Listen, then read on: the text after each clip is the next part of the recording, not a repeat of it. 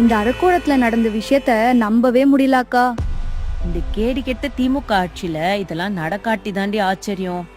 இல்ல, நான் என்ன சொல்றேன்னா, அந்த தெய்வ செயலுங்கிற அயோக்கியன் ஏற்கனவே 3 பெண்களை திருமணம் பண்ணது இல்லாம காவல் நிலையத்துல புகார் கொடுத்த பெண்ணையும் திருமண ஆசை காட்டி ஏமாத்திருக்கான். இவனெல்லாம் சும்மா விடக்கூடாதுக்கா. அந்த நாய் மேலும் இத பெண்களையும் ஏமாத்திருக்கான அந்த பொண்ணு புகார்ல சொல்லுது.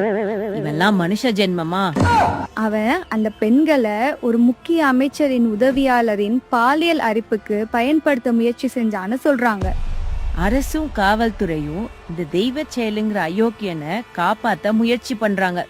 இதுல இருந்தே அது உண்மைன்னு தெரியலையா?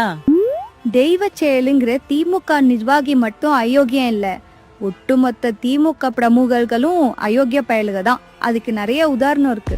பொன்முடி முதல் பல்லாவரம் எம்எல்ஏ கருணாநிதியின் மகன் வர நிறைய பேர் இருக்காங்க. ஒட்டுமொத்த திமுகவையும் ஒழிச்சாதான் நம்ம நிம்மதியா இருக்க முடியும்டி.